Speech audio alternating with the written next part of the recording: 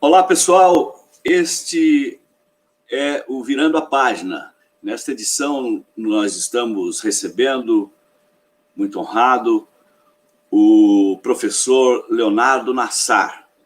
É com ele que vamos discutir sobre política, o momento político atual, a ascensão da direita, o papel da esquerda no país. O professor Leonardo Nassar é formado pela Faculdade de Economia e Administração da USP de Ribeirão Preto, é também mestre pela USP e doutorando também pela USP, na área da administração. Ele é também o editor do blog do professor Leonardo, do canal de YouTube do professor Leonardo no YouTube, e onde ele discute há algum tempo e entrevista pessoas e tem refletido muito intensa e profundamente sobre o cenário político atual. Tanto é que, logo depois do blog, que já tem milhares de inscritos, são quase 40 mil inscritos, seguidores do canal no YouTube do professor Leonardo Nassar, ao cabo de algum tempo, de várias discussões e conversas com personalidades políticas, com políticos, com especialistas, o professor editou um livro que se chama E daí? Desmitificando Bolsonaro. O professor reuniu nesse livro o conjunto das suas reflexões e, com isso, entrega para todos nós, seus leitores. Eu já encomendei o livro, estou esperando chegar aqui. Todos nós, entrega a nós, seus seguidores e leitores, um depoimento, um documento, uma reflexão importante para nós entendermos este momento político por que passa o Brasil, que às vezes é um momento imprevisível, outra hora um momento indecifrável, e a gente tem aí penado um pouco para entender toda essa turbulência, porque tem passado o nosso país. É sobre esta confusão, esse tumulto, esse momento de crise política, de crise institucional, de crise econômica, enfim, esse momento crítico do nosso país, é sobre isso. E os reflexos disso tudo aqui, na ponta, aqui no município, aqui na vida das pessoas, do cidadão, é sobre isso que nós vamos hoje conversar com o professor Leonardo Nassar, jovem professor, que já tem aí uma carreira acadêmica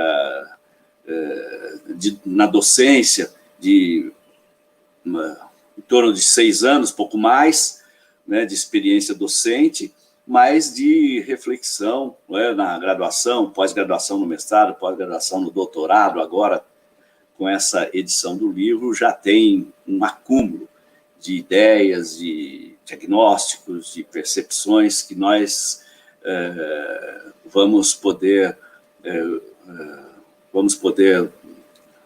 debater hoje, discutir hoje, e eu agradeço a ele esse privilégio de poder compartilhar das suas reflexões. Bom dia, professor Leonardo. Bom dia, professor Antônio, é um prazer estar aqui hoje. Muito obrigado pelo convite, muito obrigado também pelas belas palavras. Gostaria de agradecer também o apoio que foi dado pelo Paulo Honório, da equipe. Também gostaria de agradecer o doutor Marcelo Bigal, que possibilitou esse intermédio.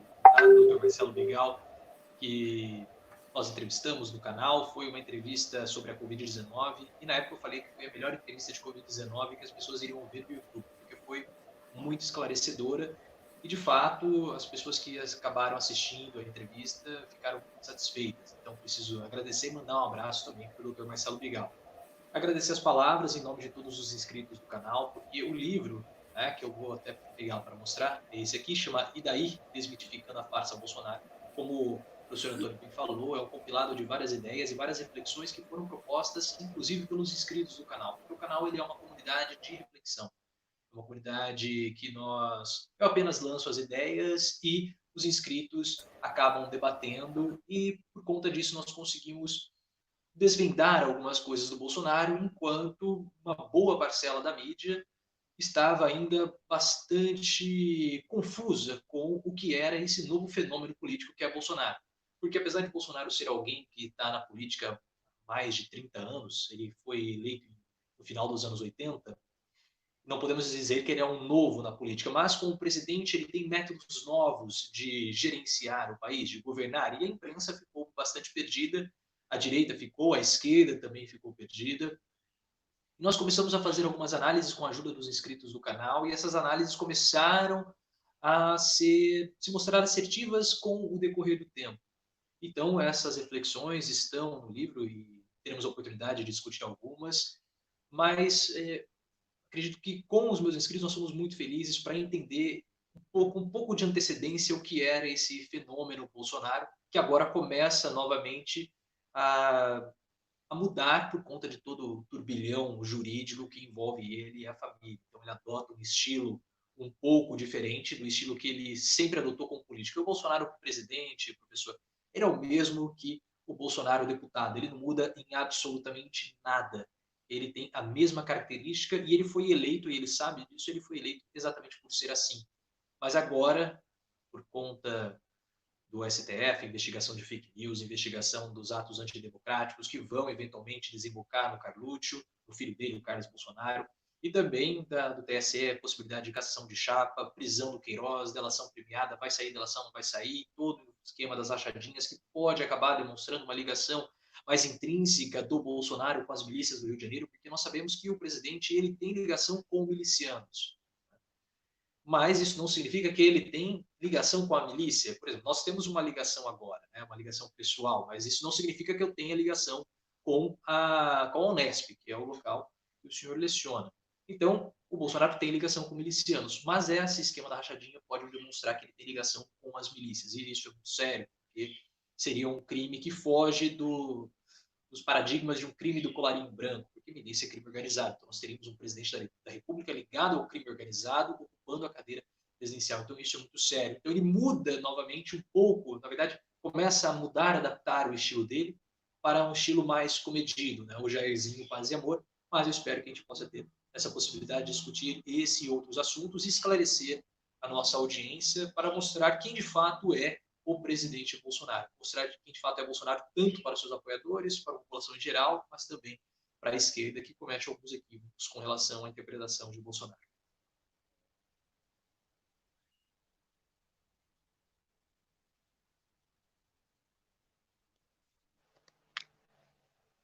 Eu tô sem áudio, viu, professor? Acho que você está no mute.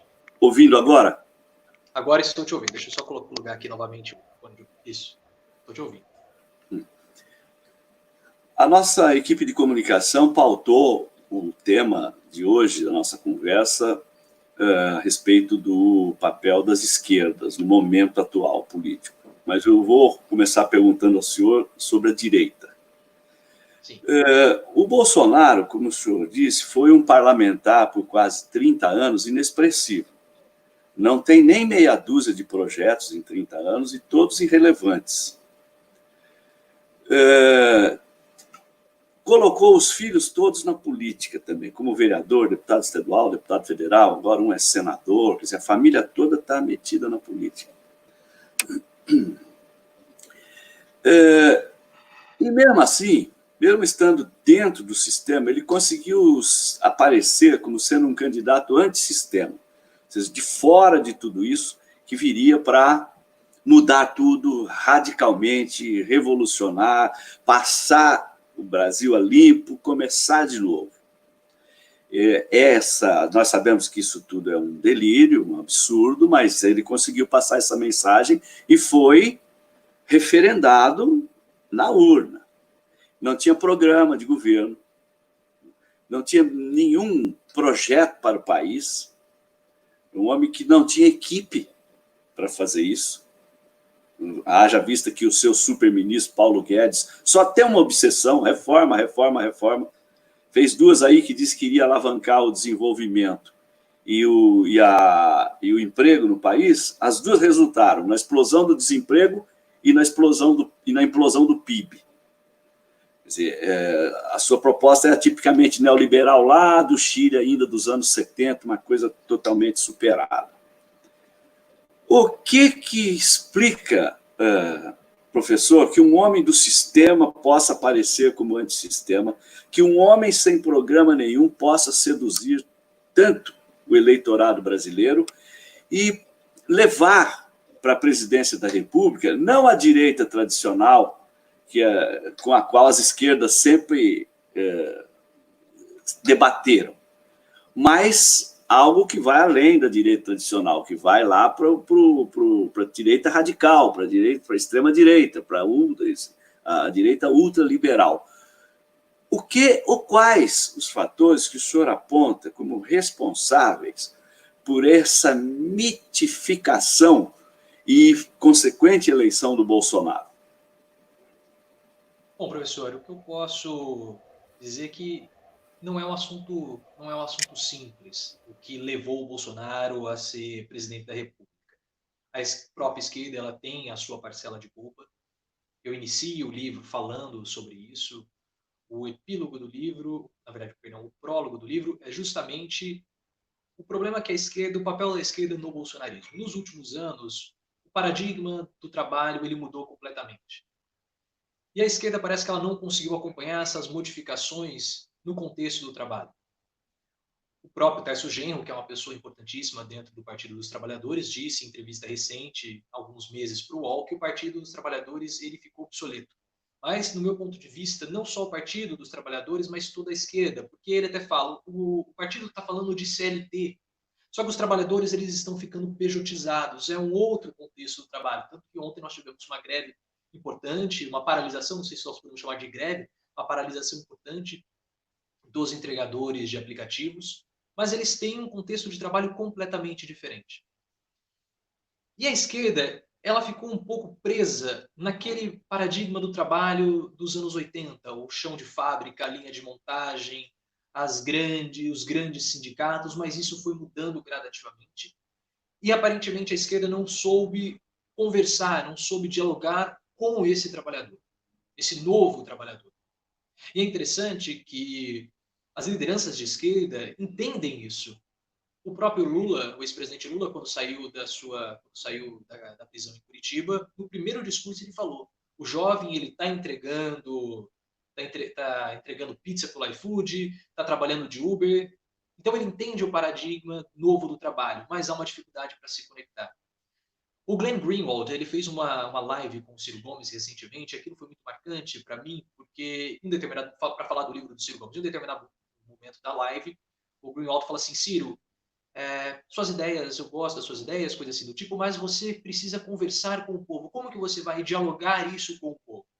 O Ciro Gomes não soube responder. E depois o Greenwald falou o seguinte: eu sabia que o Bolsonaro iria vencer as eleições, porque quando eu vi jovens negros da periferia dizendo que queriam votar em Bolsonaro. Então há um problema com a própria esquerda que se distanciou um pouco do seu discurso com os trabalhadores.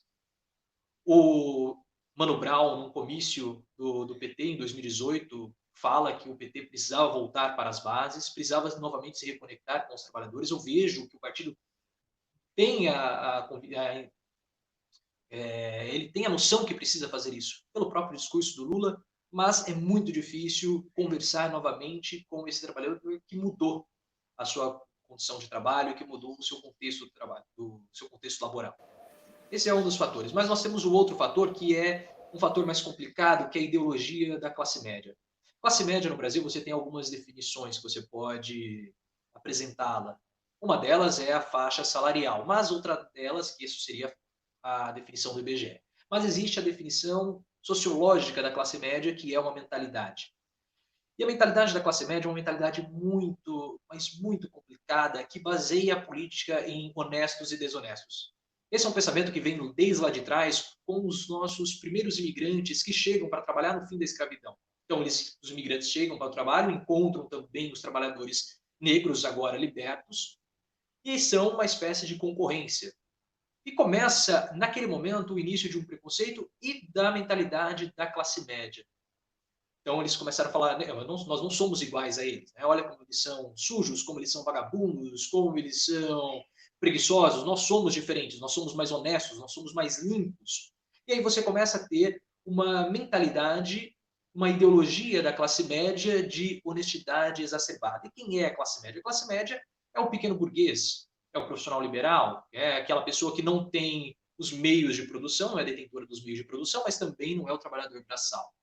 Então, somos nós, professores, advogados, médicos, pequenos comerciantes, essa é a classe média brasileira. E essas pessoas, elas nutrem um pensamento de que política é combate à corrupção. Resumidamente, política é quem rouba ou não rouba, entre honestos e desonestos. Isso é um problema, porque eles acreditam que o Estado... E eles querem se distanciar ao máximo dos mais pobres. E eles acreditam que o Estado sempre os oprime. Porque o Estado, ele favorece os mais pobres com os programas sociais. E o Estado favorece os mais ricos via corrupção. Mas, para essa parcela da classe média, o Estado, ele a oprime com impostos, com regras, com leis. E essas leis não servem para nada na cabeça dessas pessoas. São leis que servem justamente para oprimir o cidadão de bem. Então, tem um radar na rua. O radar não está ali para controlar o trânsito e para deixar o trânsito mais seguro. Não, por que eu preciso do radar? Eu dirijo bem, eu posso dirigir acima do limite de velocidade. Então, quando ele toma uma multa, ele acha que não é ele que está errado, mas sim o Estado que o multou. Por que eu preciso da vigilância sanitária? Eu sou limpo, eu lavo as minhas mãos, eu não preciso usar touca para fazer ali o hambúrguer, porque eu uso shampoo. Então, essas pessoas, elas acreditam que o Estado está lá justamente para as oprimirem. E aí nós começamos a ter, claro que o espetáculo midiático da Lava Jato ajudou a formulação de uma negação à nossa política. Porque você tem todo um espetáculo, a Lava Jato, ela dá audiência, ela deu muita audiência. Então tinha a Polícia Federal, o japonês da Federal, helicóptero, Jornal Nacional. Era um espetáculo midiático, parecia de fato um roteiro hollywoodiano. E nessa espetacularização que nós tivemos na Lava Jato, começou a surgir um sentimento de negação da classe política. O Bolsonaro não é o primeiro a se beneficiar disso. O primeiro a se beneficiar foi João Dória nas eleições municipais em 2016. Quando o João Dória vence dizendo que ele não era um político, mas sim um gestor, ali já havia sido dado um primeiro sinal. Mas nós temos toda uma parcela da imprensa despolitizando as pessoas, e aí nós podemos colocar o Marco Antônio Villa, Augusto Nunes, o próprio Reinaldo Azevedo falando que nazismo é de esquerda, alguns outros comentaristas da Jovem Pan. Nós precisamos colocar também apresentadores de televisão, como, por exemplo, o Ratinho, o Siqueira Júnior mais recente, o nosso conterrâneo da Atena, criando um sentimento de indignação popular de que o país não presta, de que a política é formada por corruptos, de que o sistema ele está corrompido, de que o sistema está podre. Então cria-se uma atmosfera muito propícia para um surgimento de um novo salvador da pátria. E claro que há uma propagação equivocada dos valores de esquerda, que foi feita também por essas pessoas, que a gente fala, por exemplo, o Reinaldo Azevedo falava que o nazismo era de esquerda. E quando eu recebo comentários no canal, as pessoas já me vêm e me chamam de comunista. Eu pergunto o que é comunista? Eles não sabem. Então há uma subversão dos valores da esquerda, esse distanciamento do trabalho, do trabalhador, que a esquerda também teve. Então foi o caldeirão propício para o surgimento do Bolsonaro. Nós precisamos de um político honesto, nós precisamos de alguém que seja contra o sistema, porque o sistema está corrompido, e nós somos vítimas dele, nós, a classe média, e por isso que esses valores que foram surgindo com o passar do tempo, eles não poderiam ser absorvidos por Geraldo Alckmin em 2018 ou pelo Meirelles, que eram os dois expoentes da direita, mas sim por Bolsonaro. Por que o Bolsonaro? Porque ele fala o que ele pensa, ele é um político sincero, ele é um político destemido, ele vai na Globo e ele fala aquilo que ele pensa. Então, se ele fala aquilo que ele pensa, se ele é sincero, logo ele é alguém honesto. Então, por essa suposta honestidade, essa interpretação, essa interpretação que as pessoas tiveram sobre Bolsonaro, ele conseguiu vencer as eleições. Porque esse pensamento de classe média, de que política é simplesmente roubo ou não roubo, está muito presente. É só lembrar, em 89, a eleição do Collor, o caçador de marajás. O Lula também conseguiu vencer as eleições, trazendo esse discurso do combate à corrupção.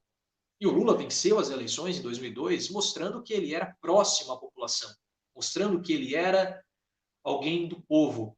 não precisava mais ter o léxico do Fernando Henrique Cardoso, de super inteligente, distanciando do povo. Não, é preciso ter alguém do povo. E, na ausência do Lula, em 2018, venceu aquele que se demonstrou mais autêntico. Na ausência do mais autêntico, venceu o Bolsonaro. E a campanha do Bolsonaro, professor, foi uma campanha... As pessoas acham que ela não foi elaborada, mas ela foi muito elaborada, porque houve uma modificação na hierarquia da campanha. As pessoas, elas faziam a própria campanha do presidente, e depois, quando você tinha uma postagem ou algo que era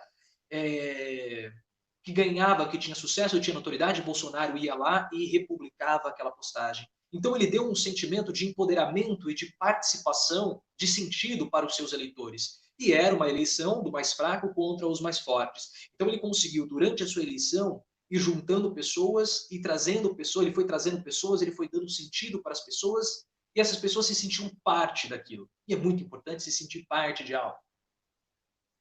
Nós temos um vazio interior, e nós precisamos preencher de alguma forma, e muitas preencheram com o Bolsonaro durante a campanha. Então elas começaram a se sentir parte de algo, e esse sentimento começou a ganhar proporções, e ele venceu a eleição. Uma eleição do mais fraco contra o mais forte, porque ele tinha 8 segundos, mas depois nós vimos que a eleição dele a candidatura dele aparentemente, né, teve algumas irregularidades.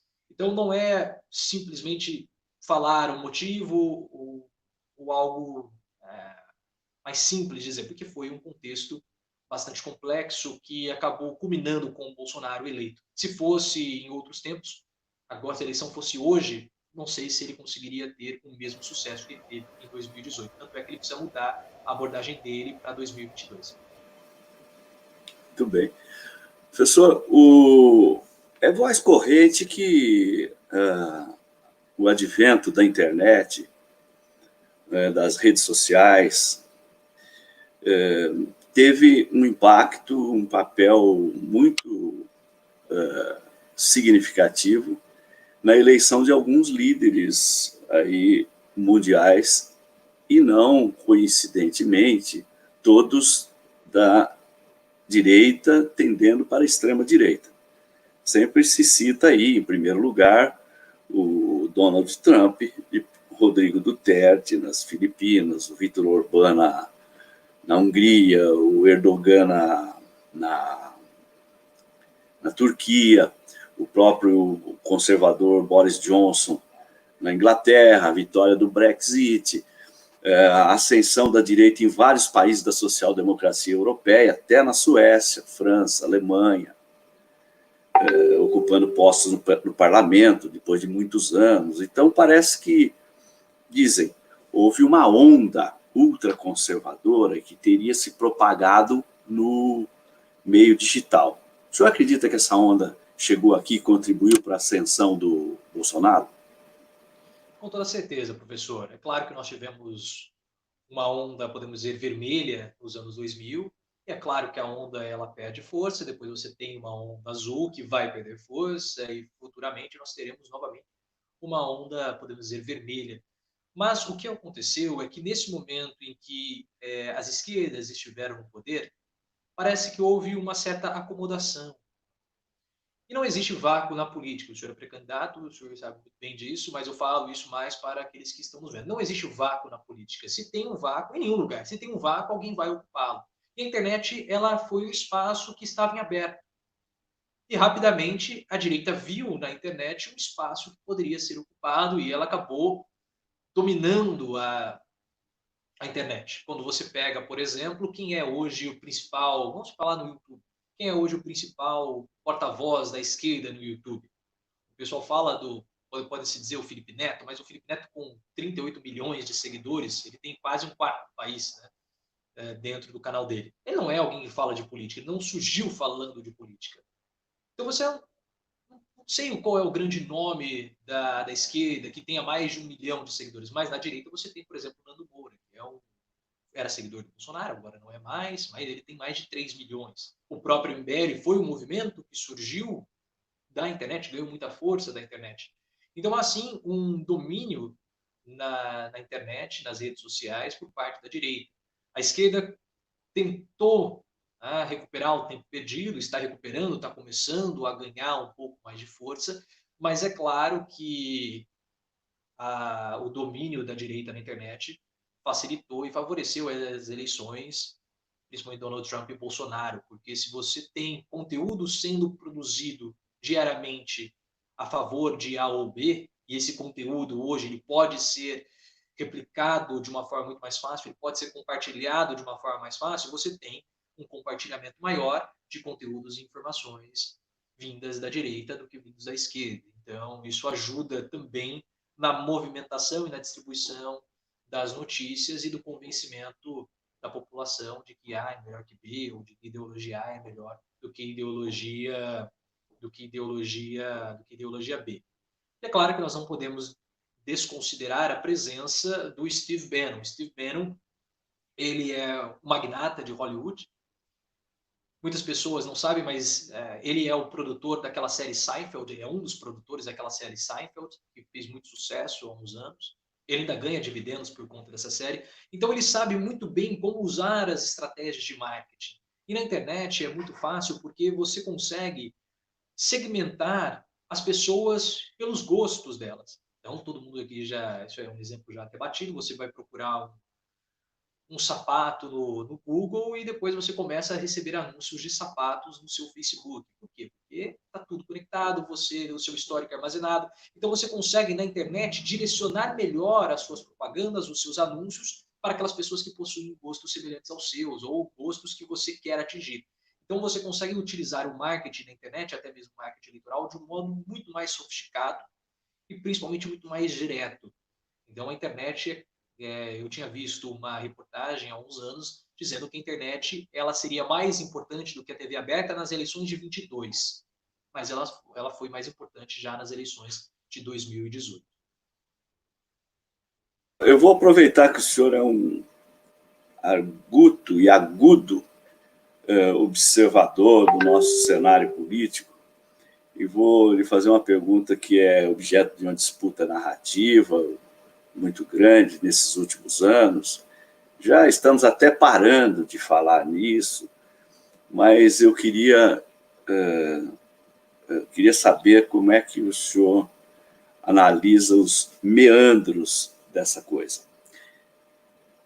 O impeachment da Dilma Rousseff, em 2016, foi golpe, professor? E quem foram os golpistas?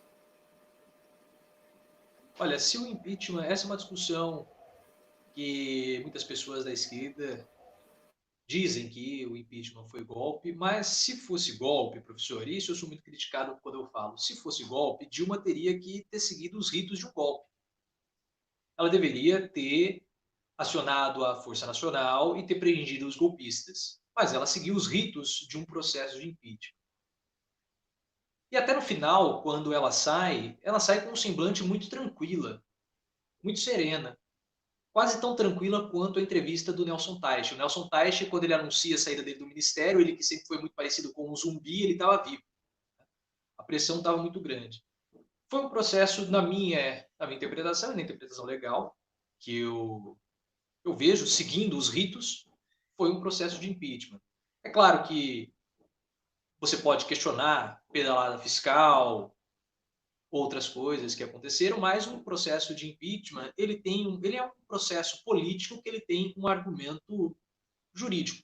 Então você precisa só respaldar juridicamente e depois você acaba passando para o ponto político. Dilma, infelizmente para ela, perdeu a sua base de apoio no Congresso e não conseguiu evitar o processo de impeachment. E o Bolsonaro hoje ele consegue evitar esse processo por conta do apoio que ele tem do Centrão. Ele já tem mais de 300 deputados, então ele não tem a necessidade, fica muito difícil você acabar protocolando algum processo de impeachment, aprovando algum pedido de impeachment como o Rodrigo Maia, como as pessoas querem que o Rodrigo Maia faça.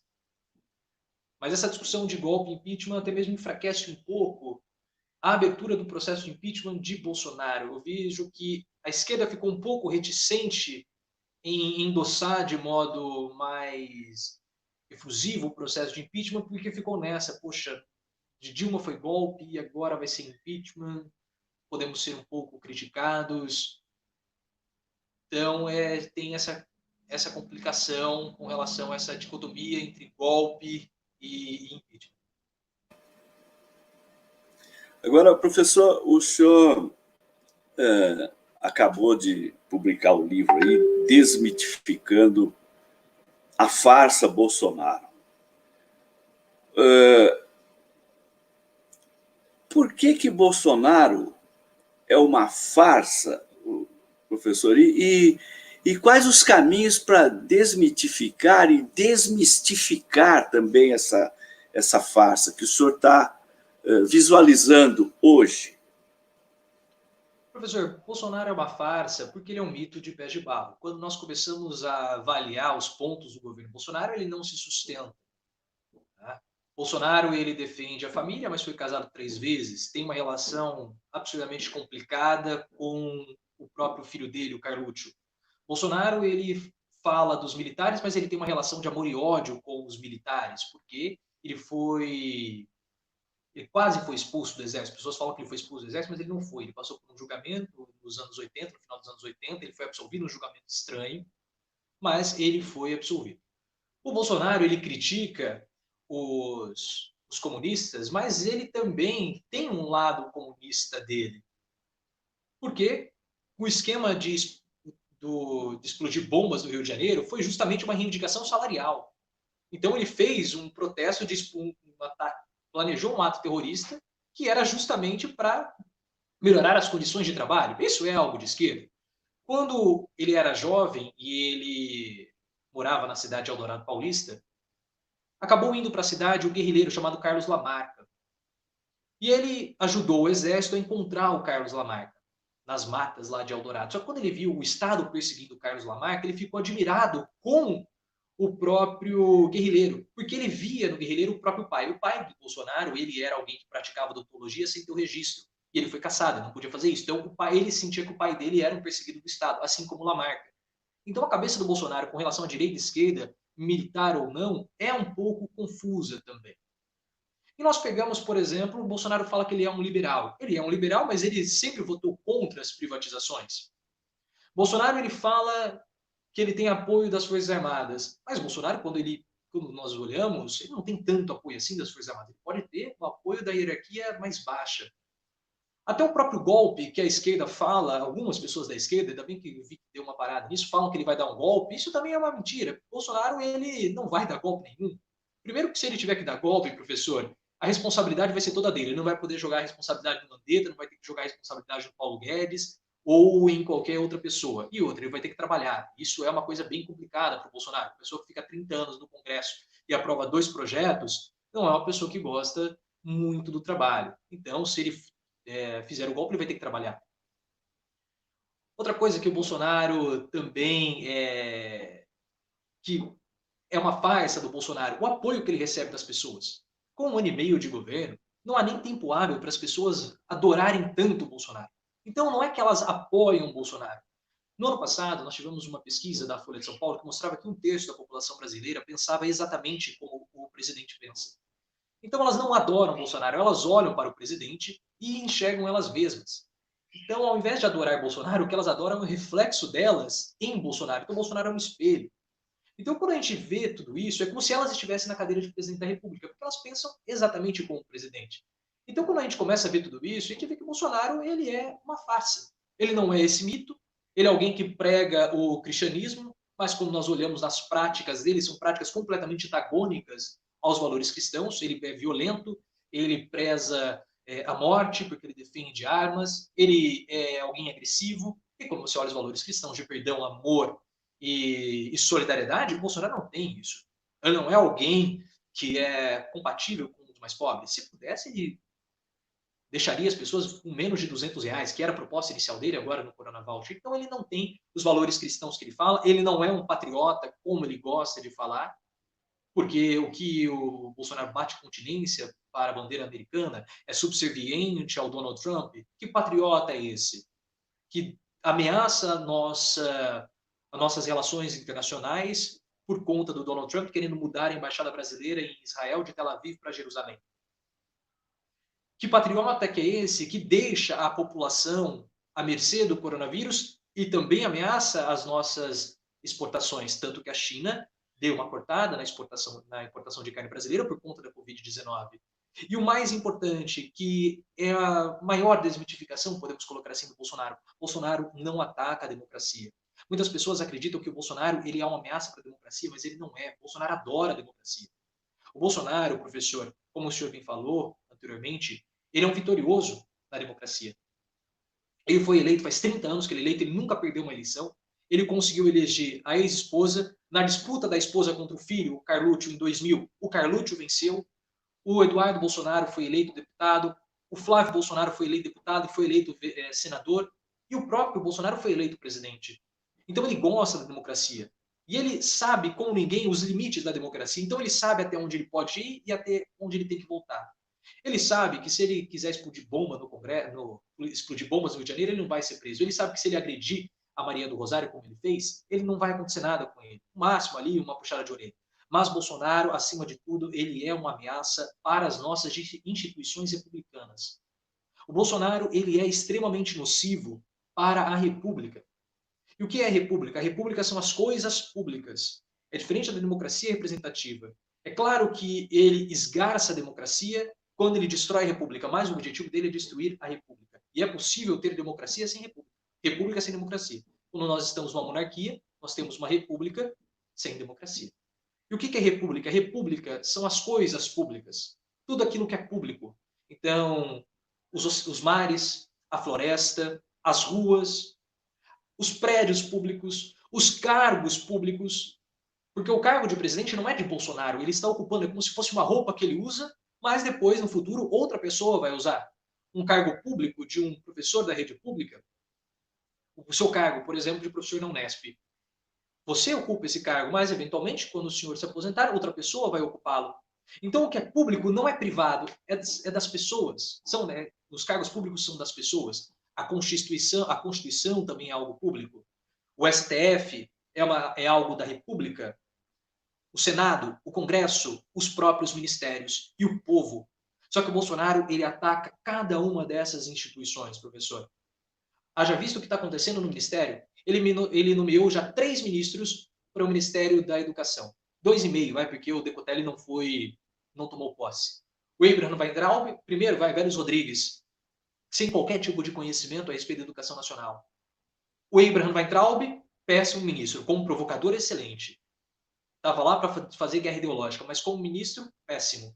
E agora o Decotelli, que fraudou ali as suas titulações. Se fosse nomeado ministro, possivelmente teria Ministério Público em cima dele, porque ele era militar, possivelmente utilizou o título de doutor dele fraudulento para conseguir penduricalhos salariais. Então, o Ministério da Educação praticamente destruído. Tivemos o pior Enem no ano passado, da história. Ministério da Saúde. Quem é o ministro da Saúde? O militar? Que não sabe nem o que é uma aspirina? Primeiro nós tivemos o Mandetta, que queria privatizar o SUS. Depois saiu o Mandetta e entra o Taishi. Nelson Taishi era um empresário, era um consultor médico também, mas era um consultor, não sabia como funcionava o SUS. E nesse momento da pandemia, quando nós precisamos de alguém que tenha conhecimento do SUS, tenha conhecimento da burocracia, dos meandros do SUS, para agilizar os processos e a liberação do dinheiro, da ajuda, não tem uma pessoa que conheça o SUS. Tanto é que nós temos uma parcela grande do orçamento para a Covid-19 parada. Por quê? Porque o Bolsonaro, ele nomeia pessoas incapazes para ser os seus ministros. Tem até um exemplo, professor, que eu até cito no livro, que é do Calígula em Roma. O Calígula em Roma, ele era apaixonado pelo cavalo dele, o Incitatus. Ele adorava o cavalo, ele dormia com o cavalo. E era um cavalo campeão nas corridas, e quando tinha uma corrida no dia seguinte, ele decretava toque de recolher, porque ele dormia com o cavalo, e que alguém ousasse acordar o cavalo era morto. E chegou o momento para desafiar o Senado, para desafiar as instituições, ele nomeou o cavalo dele como cônsul. E por que ele fez isso? Para mostrar que qualquer animal poderia ocupar os cargos que aquelas pessoas estavam ocupando. E ele faz isso. Damares Alves, o Ricardo Salles, que é um condenado por improbidade administrativa, vários militares, o Paulo Guedes, que não é um suprassumo da economia, é um bom investidor, mas como economista, qual é o grande pensamento do Paulo Guedes como economista? Então ele não tem.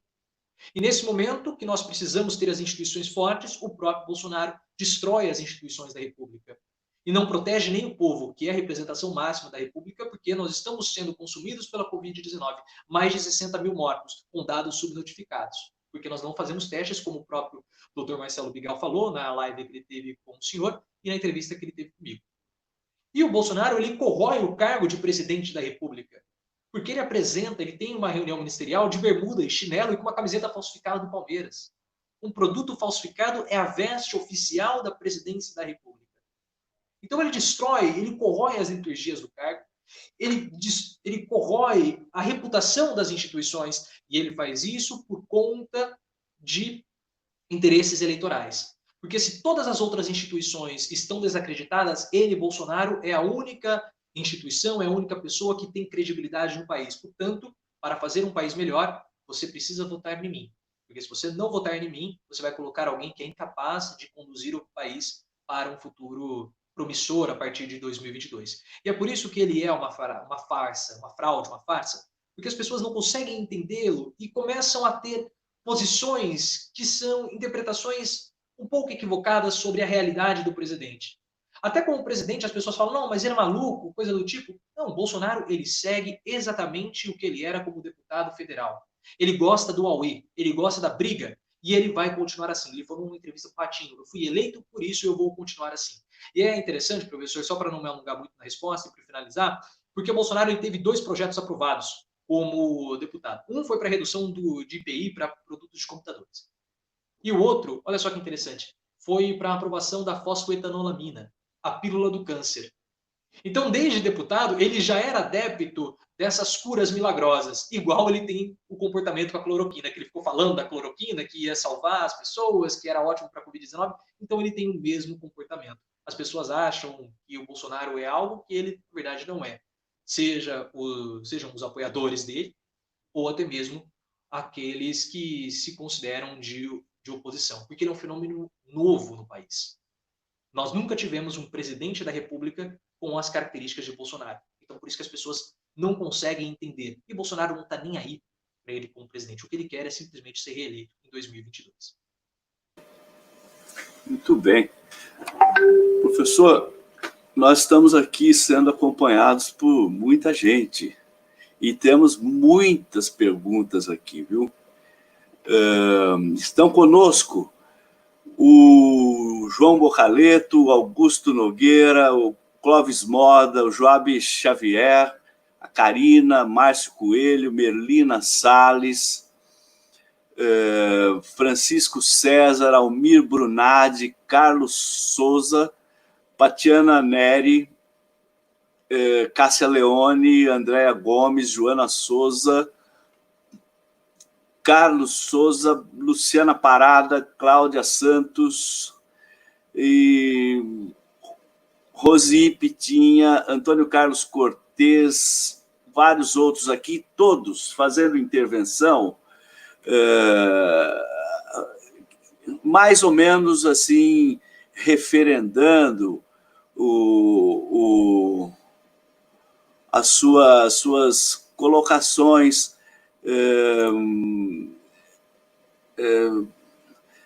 de fato, como o senhor previa, com relação às opiniões sobre o golpe, realmente algumas pessoas divergem, né, acreditando que foi impeachment, sem crime, foi golpe, aquela disputa, né, que a gente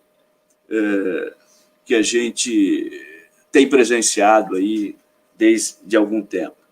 Professor, o senhor estava dizendo, né, que é preciso desmitificar a farsa do Bolsonaro, porque ele é, de fato, uma farsa, uma fraude, um engodo, talvez um grande engano histórico. E há pouco o senhor disse que a esquerda está um pouco desorientada nesse processo. A gente vê agora que se fala na frente ampla, que seria formado com a esquerda, centro-esquerda, direita, centro-direita, progressistas e democratas em geral, quer dizer, uma frente suprapartidária e supra-ideológica, né? A ideologia é a defesa da democracia, evitar a ruptura que o Bolsonaro ameaça concretizar. Por outro lado, há quem adira à a luta do fora Bolsonaro, seja agora pelo julgamento da chapa dele, a cassação da chapa dele no TSE por causa das irregularidades na eleição, que houve crime, né? Abuso de poder econômico no final da eleição, fake news, ataque aos candidatos, disparo por pessoas não identificadas, tudo isso é crime eleitoral, né? Portanto, o pretexto, que não é pretexto, o motivo jurídico já estaria aí suficientemente posto, e com muitas provas, até levantadas pela imprensa. Portanto, essa divisão aí, você vê que aquele manifesto o Lula não assinou, né, não aderiu a alguns manifestos aí de alguns movimentos pró-democracia, contra Bolsonaro, não necessariamente fora Bolsonaro, mas contra as políticas do Bolsonaro e tal. O que dá a entender que, de fato, a esquerda tem aí as suas divergências, que são históricas, sempre houve, né? O que, na sua visão, está acontecendo com a esquerda e o que deveria acontecer para que a esquerda tivesse um papel relevante nessa desmitificação do Bolsonaro e na superação do bolsonarismo? Só respondendo aqui alguns comentários, né? Só comentário da Karina. Ela falou assim que eu tenho um pensamento bem próximo do Paulo Giraldelli. Paulo Giraldelli, eu já também bati um papo com ele no canal. Acho que se você procurar lá no canal, digitar Professor Leonardo Paulo Giraldelli, você vai encontrar o meu papo com o Giraldelli. Um ponto que eu gostaria muito já que o senhor deu a oportunidade, o senhor mencionou, que foi a não adesão do Lula àquele movimento. O Lula fez muito bem, porque o Lula foi muito criticado, falaram que ele não queria, ele quer ser o protagonista. Se ele queria ser o protagonista ou não desse movimento, ele não ter assinado foi um respeito ao histórico dele. Porque aquele manifesto que foi falado, professor, e aí já trazendo para a sua pergunta, ele foi um manifesto que critica Bolsonaro, mas não cita absolutamente nada sobre Paulo Guedes. E não adianta tirar Bolsonaro. Claro que Bolsonaro sai, nós conseguimos o Mourão, entraria Mourão, como ele não tem a legitimidade do voto, ele teria que compor com bases, e aí ele poderia vir com o PT e também com o PDT. Tá? E isso poderia até mitigar um pouco as reformas neoliberais do Paulo Guedes, que são, de fato, um grande problema. Então, Lula fez bem em não ter assinado aquele documento, porque qual era o grande benefício para os trabalhadores, o que estava sendo manifestado ali? Nada. Nada. E a esquerda, quando eu vejo as pessoas falando de união das esquerdas, eu acho isso uma grande bobagem, professor, porque a esquerda ela precisa ser plural, e bem plural. Quanto mais divididas as esquerdas forem, melhor, porque são mais pessoas que vão ser impactadas pelo pensamento de esquerda. Eu posso não concordar com o pensamento do PT, posso não concordar com o pensamento do PDT, mas tem uma frente do PSOL e eu posso concordar. Da mesma forma que eu posso não concordar com a chamada esquerda identitária, mas eu encontro uma esquerda trabalhista no Partido dos Trabalhadores e eu posso me identificar. Então, quanto mais plural a esquerda for, ela consegue ter mais apoiadores, porque a direita ela tem a força do dinheiro, e o dinheiro ele é podemos dizer, o principal catalisador. Então, no fim das contas, a força do dinheiro é muito grande. Então, a direita, a esquerda, ela precisa ser plural. E essa coisa de frente ampla, na hora que tiver um processo de impeachment, os partidos vão se juntar. Então, nós podemos dizer que houve, em 2016, uma frente ampla para ter o impeachment de Dilma Rousseff. Porque, no fim das contas, os partidos vão se juntar. E se tiver uma votação de impeachment, PT, PSOL, Rede, o PDT, eles vão votar em conjunto vão votar em conjunto a favor da saída do Bolsonaro. E nesse papel das esquerdas, o que eu vejo, e eu acho que é bem complicado, o que a esquerda precisa fazer? A esquerda ela precisa unir a pauta identitária com a pauta do trabalho. Porque, professor, é o seguinte, a esquerda hoje, como o trabalho ele mudou, eu vejo que a esquerda não consegue mais se conectar com o trabalhador, sobrando só a pauta identitária. E a pauta identitária, ela é importante, muito importante. E ela é um valor da esquerda. Quando o pensamento de esquerda chega nos Estados Unidos, ele se encontra nos trabalhadores. Os trabalhadores americanos, eles são imigrantes, logo são as minorias. Então você começa a ter essa pauta das minorias inserida com a esquerda americana, que depois vem para o Brasil. Mas essa pauta identitária, ela distancia um pouco quando ela fica. Precisa ter os dois, pelo seguinte: nós precisamos melhorar a qualidade de vida das pessoas, porque somente melhorando a qualidade de vida das pessoas, reduzindo as desigualdades sociais, reduzindo os preconceitos, nós vamos ter desenvolvimento social e também econômico. E essa não é uma visão minha, essa é uma visão do Arminio Fraga. Arminio Fraga, ele é uma pessoa da direita e ele é liberal. E ele, então, ele concorda com a redução das desigualdades sociais. E essa é uma pauta da esquerda, não é uma pauta da direita. Mas o que eu vejo é que a esquerda, ela precisa tentar unir cada vez mais, ela precisa ter uma mensagem clara que a pauta identitária, ela está atrelada à pauta do trabalho e à pauta econômica. Mas eu não vejo ainda a esquerda tendo condição de fazer isso. Eu falo no canal que a pergunta que vai resolver a eleição de 2022 é a seguinte, e é a pergunta que eu faria ao Ciro Gomes, ao Lula, se eu tivesse a oportunidade de falar para eles. O que você diria para, e aí o senhor como pré-candidato poderia até pensar nessa pergunta, né, para as eleições agora, o que você diria para um jovem negro da periferia que foi assaltado 3 vezes no metrô a caminho do trabalho? O Bolsonaro tem a solução para o problema dele. O Bolsonaro fala, eu vou te dar uma arma e na hora que o assaltante vier, você vai dar 2 tiros no peito dele e você vai ficar com o seu celular.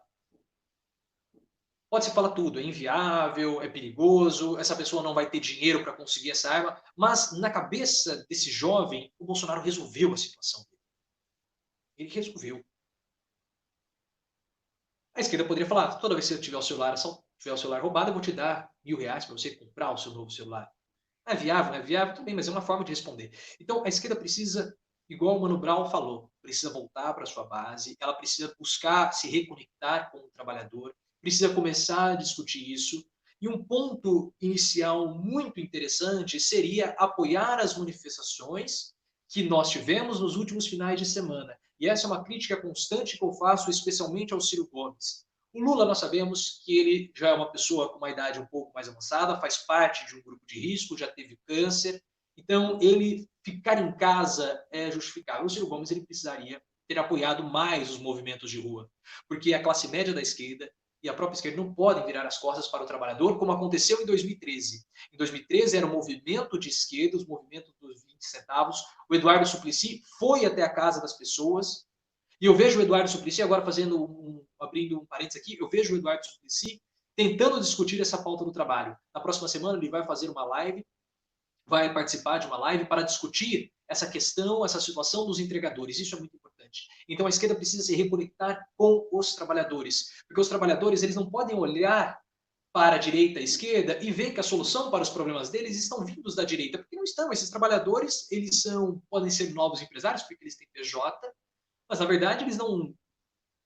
Quais são os direitos deles? O que a direita propõe para esses novos trabalhadores, né? Para esses novos empresários do século do neoliberalismo? Porque cada entregador do iFood é um empresário, porque ele tem um CNPJ, ele é uma pessoa jurídica. E a direita traz a resposta, pode ser uma resposta mentirosa, mas ela traz: eu vou privatizar tudo e eu vou gerar mais empregos para vocês.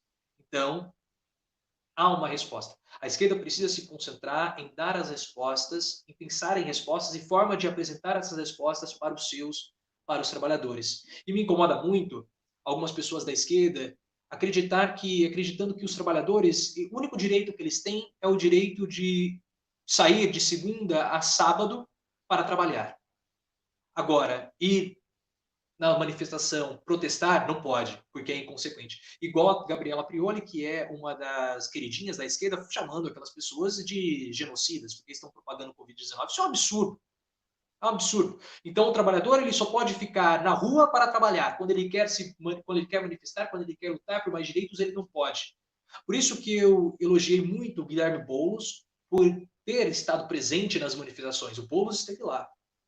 Ele esteve junto com a população, manifestou junto, mostrando apoio e solidariedade aos trabalhadores. Porque quem esteve nas manifestações de domingo, temos uma parcela da classe média, mas a maioria, professor, eram trabalhadores. São pessoas que já estão nas ruas, já estavam nas ruas, que nunca fizeram isolamento social. Porque para fazer isolamento social, a quarentena, você precisa ter estrutura residencial para isso. Você mora com 6 pessoas, 3 dividindo um cômodo, você não tem isolamento social. 50% da população brasileira não faz isolamento social porque não tem água em casa. E não é só você ficar isolado, você precisa higienizar a mão, você precisa limpar os produtos, você não tem água em casa, você não consegue fazer. Então é necessário que a esquerda aproveite esses movimentos que nós estamos tendo, o movimento de ontem, da paralisação dos entregadores, as manifestações de domingo, para tentar se reconectar com a população mais pobre. Porque o Datafolha, professor, trouxe um dado que me assustou. O Bolsonaro, ele tem crescido em cima do eleitorado petista. 42% das pessoas que acham o Bolsonaro ótimo, elas acreditam que ele beneficia mais os mais pobres. 39% não sabem. E 19% acham que ele beneficia mais os mais ricos. Então, uma parcela considerável das pessoas que acham o Bolsonaro ótimo são os mais humildes. 52% dessas pessoas ganham até 2 salários mínimos. Esse valor, até o final de 2019, era de 32%. E o que eu mais estou vendo são pessoas de esquerda acreditando que essa parcela da população apoia Bolsonaro por conta de Corona Voucher. Elas não entendem a situação dos pobres no Brasil. Elas acham que uma simples migalha, uma simples esmola já é suficiente para conquistar o apoio. Essas pessoas não entendem. São essas mesmas que acreditam que o grande trunfo do Lula foi o Bolsa Família. Isso é uma bobagem. O grande trunfo do Lula foi o programa de cisternas, foi luz para todos. Não foi o Bolsa Família. Então a esquerda precisa se reconectar com essa população mais pobre, precisa se reconectar com os trabalhadores e de modo urgente, porque a última pesquisa da Datafolha, ela foi um sinal de alerta. Bolsonaro avança em cima dos mais pobres. E por quê? Porque elas não conseguem enxergar no discurso da esquerda um discurso que vai resolver o problema delas. Professor, nessa preferência pelo Bolsonaro, inclusive entre as classes mais subalternizadas, mais baixas, mais pobres, que peso que o senhor acha que tem, que peso político, que reflexo que tem nessa votação, nessa preferência pelo Bolsonaro, as igrejas neopentecostais? Fundamental, viu, professor? O que aconteceu foi o seguinte, e aí nós temos que voltar a entender as periferias e principalmente a classe média e o Estado. A classe média e principalmente o Estado sempre viraram as costas para a população mais pobre. Isso nós sabemos. O Estado não dá condições de lazer para essas pessoas. O Estado não dá condições habitacionais adequadas para essas pessoas. 50% da população brasileira não tem acesso à água. E não são os ricos, não são as pessoas que moram na Fiuza. Talvez o pessoal que morava lá no Alto da Boa Vista não tivesse acesso à água até alguns anos, porque eles ligavam a torneira e não tinha água. Mas isso é uma eventualidade que acontecia ao sábado. Mas essas pessoas da favela, elas não têm água encanada. Não têm acesso à saúde de qualidade. E a classe média também não é muito simpática, porque a classe média, como nós falamos no início, o que ela quer é distância dos mais pobres. Porque ela quer parecer com a elite. Então, na ausência do Estado, na ausência também de uma solidariedade maior com a classe média, da classe média, nós tivemos um vácuo. E não existe, professor, o senhor sabe muito bem, não existe vácuo na política, como nós já falamos. E esse espaço foi ocupado pelas igrejas evangélicas. Porque as igrejas evangélicas, elas são centros importantes, comunitários para essas pessoas. Essas pessoas, elas não podem, da periferia, elas não têm local para se divertirem, não têm espaços de lazer. E se elas vão ao shopping, elas se sentem reduzidas, elas se sentem discriminadas, porque elas sentem os olhares. Às vezes não tem ninguém olhando, mas ela se sente inferior. Tem uma passagem, o meu livro preferido, eu até falo para os inscritos, é Vidas Secas, do Graciliano Ramos, adoro. E tem uma passagem do livro que é chamado Festa, que é a festa de Natal, e a família vai até a cidade para ir à missa, porque Fabiano é religioso, que é o personagem principal, por conta disso ele vai uma vez por ano na igreja, no Natal. E como ele é um trabalhador, ele é alguém fora daquela realidade, quando ele está lá, ele se sente intimidado pelos olhares, mas ninguém está olhando para ele. E é uma situação muito parecida com as pessoas que vão ao shopping da periferia. Elas se sentem intimidadas, então elas se sentem invadidas, violadas, incomodadas, então elas não vão. E sem opções de lazer, sem possibilidade do Estado, elas encontraram nas comunidades evangélicas um local onde elas podem ter o seu lazer, onde elas podem ter as suas relações de amizade, um local onde elas podem ter ali o seu refúgio. Porque a vida dessas pessoas se concentra em trabalhar e ficar em casa, uma casa geralmente apertada, sem as devidas condições.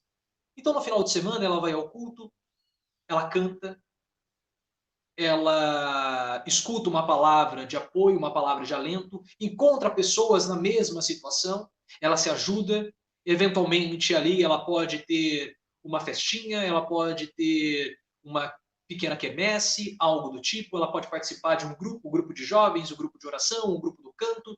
Então ali ela consegue encontrar um refúgio para as mazelas da sociedade. E todos nós, professor, temos necessidades de nos relacionarmos em grupo. Nós temos necessidade de pertencer a um grupo. E essas pessoas, elas conseguem ter essas necessidades atendidas justamente nas igrejas evangélicas. Então não é simplesmente... É preciso entender isso, que é um local comunitário que essas pessoas frequentam. Agora, qual é o poder político das igrejas evangélicas? Elas tendem a seguir o pastor, porque o pastor é alguém que proporcionou esse ambiente para elas. E as igrejas evangélicas, elas são importantes para o Bolsonaro, porque mesmo o presidente não possuindo capilaridade regional, o que é isso? É ter prefeitos, ter governadores, vereadores em cidades espalhadas pelo país. Toda cidade tem ao menos uma igreja evangélica. E os líderes evangélicos estão com Bolsonaro. Eles se odeiam, das principais vertentes, eles se odeiam, eles não se gostam, mas eles estão com Bolsonaro. E esse líder evangélico, ele vai passar a orientação para o pastor. E o pastor, ele vai conseguir dialogar e ser um cabo eleitoral do Bolsonaro dentro dessas comunidades. Nós tem uma conta aqui no livro, pegando as estimativas da Folha de São Paulo, claro que isso é tudo uma estimativa, mas são em torno aí de 60 milhões de evangélicos. E quando você pega a parcela dos evangélicos que apoiam o Bolsonaro, isso aí dá uma votação maior, uma quantidade de votos maior do que o Ciro Gomes teve em 2018. E a questão não é que o Bolsonaro ele tem esse potencial de votos, ele pode atingir cada um deles por conta dos pastores que estão capilarizados. E os pastores, eles têm uma influência grande perante o seu rebanho. Rebanho de ovelhas, trazendo uma analogia bíblica. E por quê? Por que essas pessoas escutam o pastor? Porque o Estado virou as costas para eles. A classe média virou as costas também. Quando essas pessoas falam, classe média, o Estado não escuta, mas o pastor escuta. Então, mesmo o pastor estando errado, elas optam por seguir o pastor, porque o pastor, no momento de dificuldade, as deu ouvidos. Então, ele é uma figura de confiança para essas pessoas. E como cabo eleitoral do Bolsonaro, ele consegue ter um poder de persuasão muito forte com essas comunidades evangélicas. E aí nós podemos questionar os interesses das igrejas evangélicas com o Bolsonaro, o Marco Feliciano quer ser vice-presidente nas eleições de 2022, nós também podemos falar do Bolsonaro indo à Marcha para Jesus, é o primeiro presidente que coloca Jesus, que levou Jesus à presidência, como foi falado na Marcha para Jesus. Também há a importância do Bolsonaro para abater as dívidas das igrejas evangélicas, como ele também já falou. Então, há essa importância para o Bolsonaro, principalmente essa importância eleitoral. E as igrejas evangélicas, e esse misticismo que é levado ao Bolsonaro, o blinda. Porque se Bolsonaro é alguém temente a Deus, é alguém que segue Deus, portanto, ele está seguindo os desígnios de Deus. O Bolsonaro ele tem três valores: Deus, pátria e família. Se o Bolsonaro ele segue Deus, ele é honesto. Por quê? Para você louvar a Deus, para você ser um homem temente a Deus, você precisa ter honestidade. Então ele não vai roubar. E se o Bolsonaro ele está seguindo as vontades de Deus, ele não erra, porque Deus é perfeito. Então, mesmo que ocorra um problema na presidência ou algo que seja de incompetência do Bolsonaro, não foi ele, porque foi Deus que o guiou. E nós temos que lembrar que o povo hebreu passou 40 anos sofrendo no deserto até chegar na Terra Prometida. E para as pessoas que acham que esse discurso não cola, esse discurso cola, porque nas marchas para Jesus que nós tivemos, Muitos diziam, Bolsonaro não tem Messias no nome à toa, ele é o próprio Messias, ele é ungido por Deus, ele foi enviado por Deus, ele está diretamente ligado com Deus. Então, há uma blindagem também, essa aura espiritual, mítica, metafísica em torno do Bolsonaro também o blinda de eventuais críticas que possam acabar vindo por parte da comunidade evangélica. Então, é uma importância singular o apoio que os evangélicos dão a Bolsonaro e, principalmente, o papel das igrejas evangélicas na periferia, ocupando esses espaços, chegando até mesmo ao eleitorado, que antigamente era um eleitorado muito cativo por parte do Partido dos Trabalhadores. E também, se você tem uma corrupção no Estado, obviamente você não é uma pessoa que segue os desígnios de Deus, porque se você é corrupto, você está roubando. Deus prega honestidade. E isso acaba também sendo um discurso muito favorável que o próprio pastor pode fazer para jogar as pessoas para Bolsonaro. Muito bem. Professor, com esse diagnóstico seu, muito profundo, muito bem fundamentado e, sobretudo, submetido ao escrutínio dos seus seguidores e das pessoas que o senhor entrevista, quer dizer, um diagnóstico testado, né, e muito consistente, eu lhe faria duas perguntas. Que cenário o senhor projeta para a eleição presidencial de 2022 e qual a importância que as eleições para prefeito e vereadores terão agora em 2020 nesse cenário? Professor, as eleições de 2020, elas seriam importantes para o Bolsonaro, para ele convencer, principalmente a direita, podemos chamar assim, direita democrática, porque ele é de extrema direita. Então, o que o Bolsonaro ele precisaria das eleições agora de 2020? Ele precisaria formar prefeitos, apadrinhando essas candidaturas, ou até mesmo com candidaturas do PSL, para mostrar principalmente para os partidos do Centrão e para o Democratas, que é um partido muito importante, e também para o PSD, nós não podemos esquecer, o partido Gilberto Kassab, hoje no Senado, é um partido importantíssimo, e também na Câmara dos Deputados. Kassab é um político dos mais importantes nos bastidores. Então ele precisaria utilizar as eleições de 2020 para convencer a direita, democratas e também o PSD e os outros partidos menores, que ele é a melhor opção para evitar a volta das esquerdas no poder em 2022. Porque o Bolsonaro ele venceu as eleições de 2018 em um cenário que ele era um outsider, ou que ele era pedra, agora ele é vidraça, então a estratégia para ele muda. E se ele conseguisse formar, vencer as prefeituras de São Paulo, Rio de Janeiro, um apoio ao ACM Neto, ao candidato ACM Neto em Salvador, no Rio Grande do Sul, ele mostraria para esses partidos de direita que ele é o mais forte para evitar a volta das esquerdas ao poder. Portanto, em vez de vocês apoiarem João Dória, é melhor me apoiar. Por isso que nós tivemos toda a briga e o racha no PSL. Era um racha do fundo partidário. O Luciano Bivar queria comandar o dinheiro e as indicações, e o Bolsonaro queria ele fazer isso.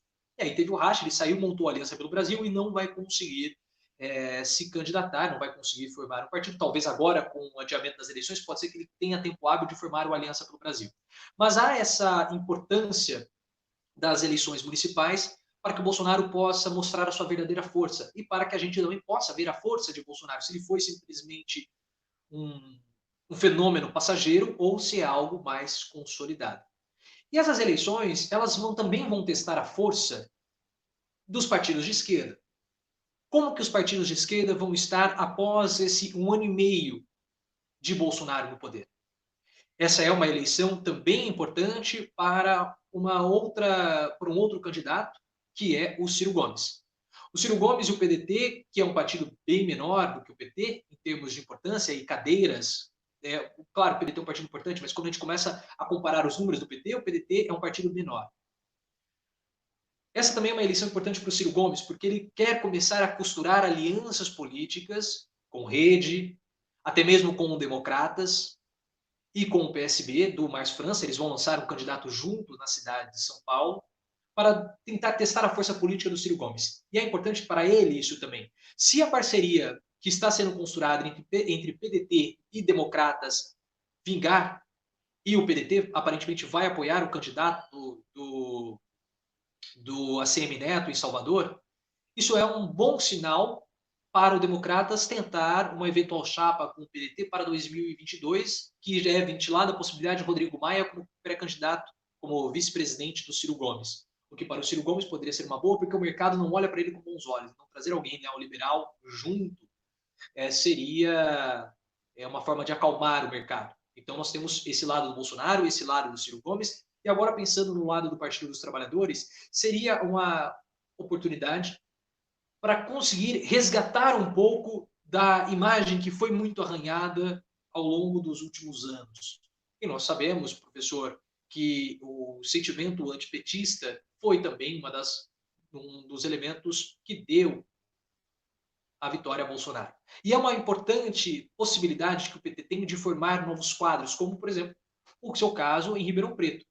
Nós sabemos que o Partido dos Trabalhadores em Ribeirão Preto, por conta de toda a situação envolvendo o Palocci, acabou se perdendo um pouco o apreço popular. Mas essa é uma grande oportunidade com a sua candidatura, caso ela seja oficializada, porque até o momento será um pré-candidato, do PT começar a formar novos quadros, e os novos quadros do Partido dos Trabalhadores precisam ser formados também, até mesmo para a eleição de 2022. Porque hoje, e o próprio Glenn Greenwald falou para o Ciro Gomes, e eu também vejo dessa forma, eu acho muito difícil a esquerda prosperar em 22 sem a presença do Lula. Porque o Lula estava em primeiro lugar nas eleições de 2018, acabou sendo preso. Até perguntaram aqui para mim o que eu acho da prisão do Lula. A prisão do Lula, naquele momento, foi uma prisão equivocada porque o julgamento dele não estava concluído. E nós vimos que o Sérgio Moro feriu o artigo 254 do Código do Processo Penal porque houve um conluio entre ele e a promotoria, entre ele e Deltan Dallagnol, para prender o Lula. Então, o Sérgio Moro ele também cometeu o seu ato de corrupção com a Operação Lava Jato. Mas isso é uma outra história que eu só aproveitei aqui para poder responder a pergunta do internauta.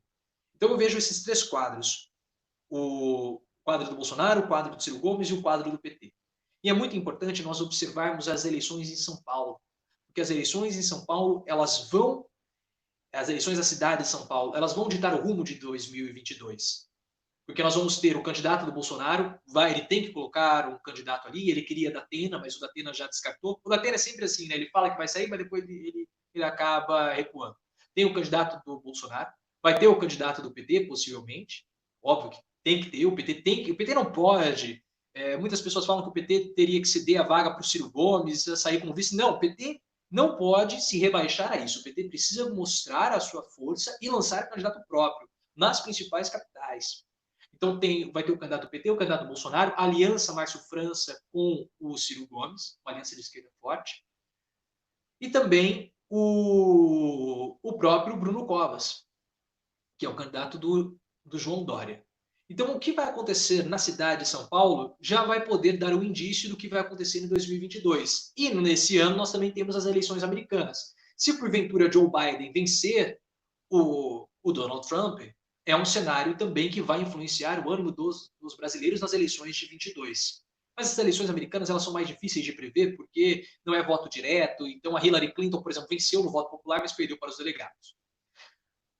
Tudo isso para falar de 22. O que eu acredito é que a esquerda precisa ficar muito atenta, professor, com relação a esses números do Datafolha.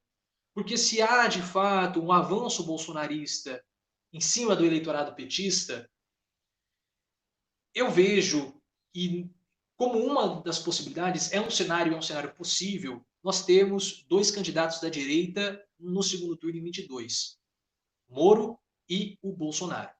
Teve uma pesquisa recente feita por uma consultoria chamada Quest Consultoria, uma consultoria de BH, uma consultoria nova. Eu não dei muita importância para essa pesquisa, porque não é de um grande instituto de pesquisa, Ibope, Datafolha, os institutos da Veja.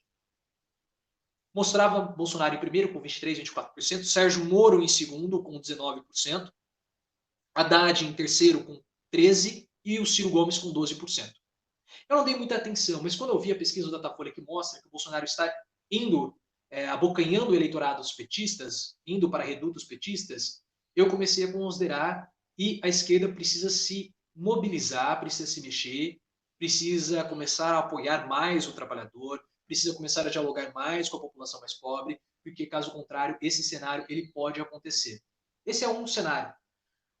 trazendo o cenário do Ciro Gomes, né, que ele interpreta, que há 30%. Há 30% de eleitores do PT, há 30% de eleitores do Bolsonaro e 60% ali que vão disputar, vão ver ali como que vai ser esses 60%, esses 40% restantes. Então, são esses dois cenários. E há uma indefinição ainda com relação a Sérgio Moro. Tá? Sérgio Moro vai sair? Sérgio Moro não vai sair como candidato à presidência? Ele vai disputar contra quem? Ele disputa o eleitorado de direita? Ele com o Bolsonaro está disputando o eleitorado da esquerda, que são os mais pobres? Então, ainda acho uma indefinição do que vai acontecer em 22. Ainda está muito aberto, também está muito longe, mas as cartas já estão na mesa, as peças já estão se movimentando, e esse ano é um ano importante para nós avaliarmos como que vai ser o cenário para 2022. Então, as eleições municipais são importantíssimas. Muito bem. Professor, nós estamos chegando já no limite do nosso tempo aqui. O papo estava tão bom, tão interessante, que eu estava achando que nós poderíamos continuar muito mais, já até ultrapassamos o limite, mas eu não posso deixar de pedir ao senhor que faça suas considerações finais e espontâneas sobre aquilo que o senhor acha que, nesse momento, né, a luta das esquerdas, o cenário político, nacional, local, o que o senhor, qual a sua visão de conjunto desse momento nosso e os caminhos que o senhor enxerga, que o senhor aponta como suas considerações finais? Primeiramente, eu gostaria de agradecer a oportunidade, professor Antônio. Gostaria de desejar boa sorte na sua candidatura. Agradecer também ao Paulo Honório por todo o suporte. Agradecer a Aline também, que intermediou o contato. Agradecer mais uma vez o doutor Marcelo Bigal, que participou tanto do seu quanto do meu canal. Agradecer a todos que participaram aqui no chat e mandaram perguntas. E todos que permaneceram aqui conosco. Muito obrigado a todos vocês. Obrigado pela oportunidade de poder estar aqui e expor as ideias. O meu recado final, professor, é que ontem nós tivemos um recado muito, mas muito claro por parte dos entregadores. Porque, como eu falei, aqueles entregadores, eles não são simples trabalhadores, eles são empresários. Porque se eles têm uma empresa, e quem tem um CNPJ possui uma empresa, então eles são empresários. E a paralisação deles ficou muito claro que a luta de classes ainda existe. E ela vai continuar existindo. E ontem nós tivemos, se nós formos ater aos termos técnicos, nós tivemos uma paralisação de empresários.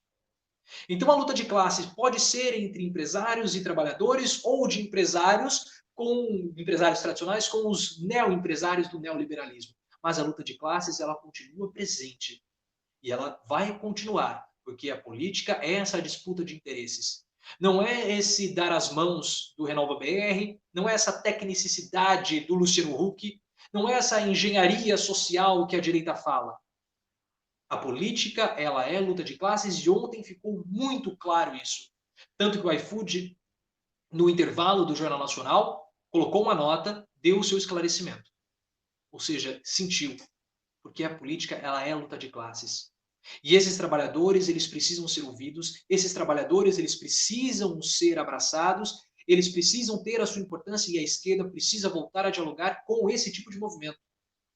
Precisa voltar a recuperar as suas bases trabalhistas, porque as melhores condições de trabalho e também as melhores condições de vida, a redução da desigualdade social é essencial para nós prosperarmos como país, socialmente e também economicamente.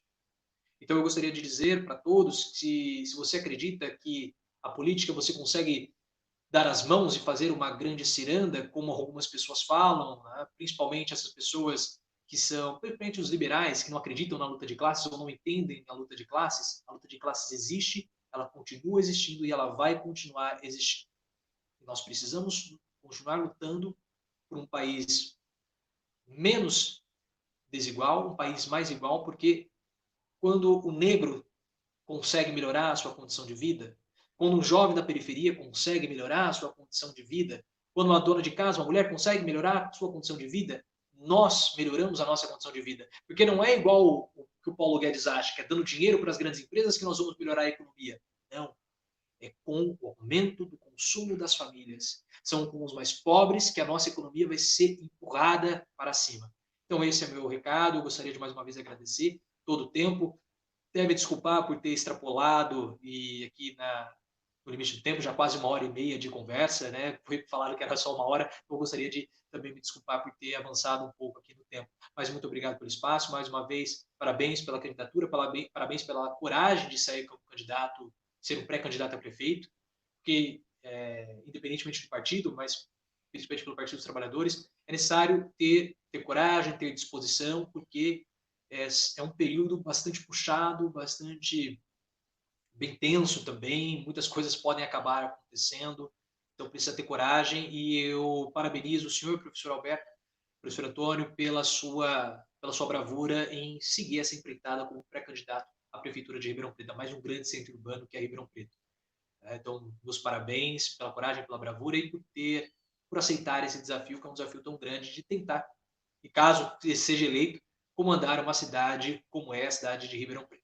Então, meus parabéns, também parabéns pela disposição pelo canal, pelos esclarecimentos que o senhor, com o seu canal, consegue prestar à população. Muito obrigado. Olha, nós tivemos aqui, professor, com mais gente entrando, participando, a Catiúcia Tom, Isabela Silva, Cláudia Santos, Samira, Francisco César. Nós vamos encaminhar as perguntas que não pudemos fazer, foram muitas, para o professor Leonardo, e ele certamente depois, se possível, dará atenção aqui para os nossos seguidores que estiveram muito ativos e ansiosos aí por saber as suas opiniões. Eu agradeço especialmente a presença do professor Leonardo Nassar, jovem promessa aí do campo acadêmico, que já é mestre, doutorando pela USP, autor do livro E Daí? Desmitificando a farsa Bolsonaro. Eu quero já pedir o seu livro, viu, professor? Estou esperando chegar aqui, quero ler com muita atenção suas reflexões. Agradeço, portanto, especialmente essa sua disposição de vir aqui colaborar com a gente e com os nossos seguidores, nossos espectadores. Tenho certeza que o senhor levantou muitas questões sobre as quais nós precisamos, de fato, refletir. Nas questões atuais, portanto, urgentes, e questões também estruturais, fundamentais, com relação à emergência do conservadorismo no Brasil, o papel das esquerdas. Foi especialmente prazeroso e, ao mesmo tempo, proveitoso conversar com o professor Leonardo Nassar, que é também autor, responsável pelo canal do YouTube Professor Nassar. Muito obrigado. Esse foi mais uma edição do Virando a Página pelo blog O Calçadão. Agradeço ao professor, à nossa equipe técnica e a todos os que estiveram acompanhando a gente até este momento. Espero poder contar com essa mesma companhia nas próximas edições do Virando a Página pelo blog O Calçadão. Muito obrigado e até lá.